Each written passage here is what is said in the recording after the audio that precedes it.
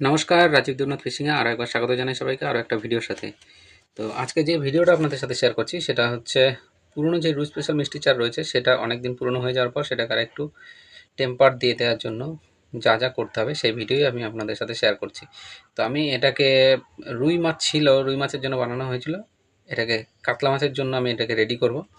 তো আপনারা যদি কেউ রুই মাছের জন্যই এটাকে টেম্পার দিতে চান তাহলে এলাচের পরিমাণটা যা দেখতে পাচ্ছেন সেটাকে একটু কমিয়ে দিয়ে এর মধ্যে ঘিয়ের খাকি মেশাতে হবে, যেটা আমি নারকেল ভাজা এর মধ্যে মেশাবো সেখানে ঘিয়ের খাকি মেশাবেন আর এলাচের পরিমাণটা একটু কমিয়ে দেবেন। বাকি মশলা যা আছে সেম থাকবে, সমস্ত কিছু যা ভিডিওতে দেখানো হচ্ছে সেগুলোই আপনারা করে নেবেন। তো আমি এটাকে যেহেতু কাতলার জন্য করছি তো আগে একটু নারকেল ভেজে নিয়েছিলাম, সেটা পাশে রাখা আছে, সেটাও দেখতে পাবেন অবশ্যই। কীভাবে কী করছি সব কিছুই আপনাদের সাথে শেয়ার করছি, আপনাদের সামনেই সেটা করা হচ্ছে। তো এই মুহূর্তে আমি মশলাগুলো ভেজে নিচ্ছি। যারা নতুন এই ভিডিওগুলো দেখছেন বা নতুন মাছ ধরার জন্য যারা কিছু শিখছেন তারা অবশ্যই জিনিসগুলো ভালো করে খেয়াল করবেন যে কোন মশলাটা কখন দেওয়া হচ্ছে এবং কীভাবে ভাজা হচ্ছে।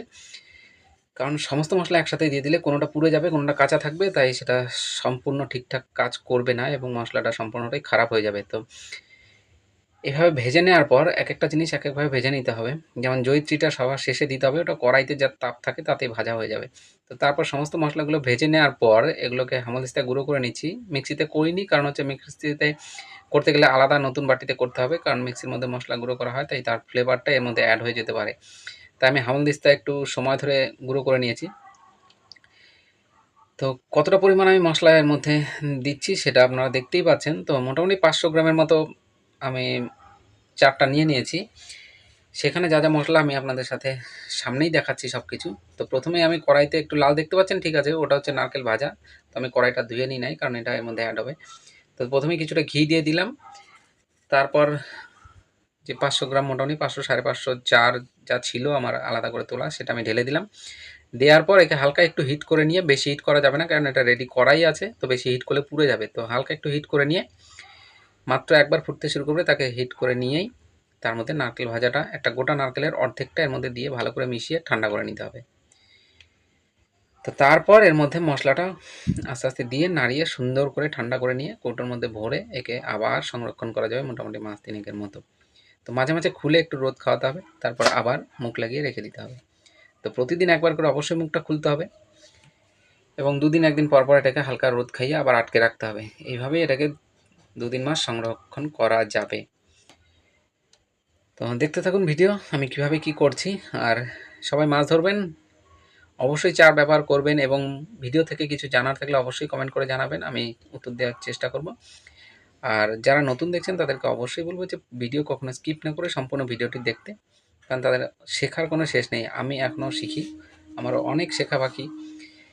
তো যাই হোক, ভিডিও ভালো লাগলে অবশ্যই লাইক করবেন, শেয়ার করবেন, চ্যানেলটিকে সাবস্ক্রাইব করে সঙ্গে জুড়ে থাকবেন বেল বাটনে ক্লিক করে। কারণ হচ্ছে আমি বিভিন্ন ধরনের মাছ ধরা, বড়শি বাঁধা, চার টোপে ভিডিও আপলোড করে থাকি আর ছোটো ছোটো ব্লগও আমি আপলোড করে থাকি। তো সেই সমস্ত ভিডিওগুলোকে দেখতে হলে অবশ্যই চ্যানেলটিকে সাবস্ক্রাইব করে বেল বাটনে ক্লিক করে সঙ্গে জুড়ে থাকতে হবে।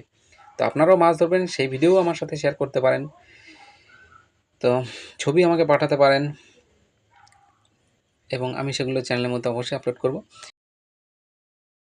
কমিউনিটি আমার দেয়া আছে, সেখানে কমিউনিটিতে আপনারা পোস্ট করতে পারেন। তো অবশ্যই চ্যানেলটিকে ভালো লাগলে, ভিডিও যদি ভালো লাগে তাহলে অবশ্যই চ্যানেলটিকে সাবস্ক্রাইব করে বেল বাটনে ক্লিক করে সঙ্গে জুড়ে থাকবেন। তো দেখা হবে পরবর্তী কোনো ভিডিওর সাথে। সবাই ভালো থাকবেন, সুস্থ থাকবেন, মাছ ধরবেন, আনন্দ করবেন। তো এটা সম্পূর্ণরূপে এখন ঠান্ডা হয়ে গেছে, একে আমি এখন কৌটোর মধ্যে ভরে রেখে দেবো। তো আমি এটা প্লাস্টিকের কৌটোতে ভরেছি, কারণ এটা আমি বেশি দিন ব্যবহার করব না, কারণ খুব তাড়াতাড়ি এটা শেষ হয়ে যাবে, আমার মাছ ধরার প্রোগ্রাম আছে। আর আপনারা চেষ্টা করবেন এটাকে অবশ্যই কাচের জারের মধ্যে রাখার জন্য, কারণ কাচের জারে রাখলে এটা সবথেকে ভালো থাকবে, কারণ কাচের জারের সাথে কোনো কিছু বিক্রিয়া হয় না। তো আজ ভিডিও এই পর্যন্তই, দেখা হবে পরবর্তী কোনো ভিডিওর সাথে। সবাই ভালো থাকবেন, সুস্থ থাকবেন। আর যারা নতুন রয়েছেন তাদের কাছে অবশ্যই আবারও বলবো যে চ্যানেলটিকে অবশ্যই সাবস্ক্রাইব করে বেল বাটনে ক্লিক করে সঙ্গে জুড়ে থাকবেন, আমাকে সঙ্গে রাখবেন। আর যারা পুরনো রয়েছেন আমার সাবস্ক্রাইবার তাদেরকে অসংখ্য ধন্যবাদ। তো ভালো থাকবেন সবাই, ধন্যবাদ। দেখা হবে আবার পরবর্তী কোনো ভিডিওর সাথে।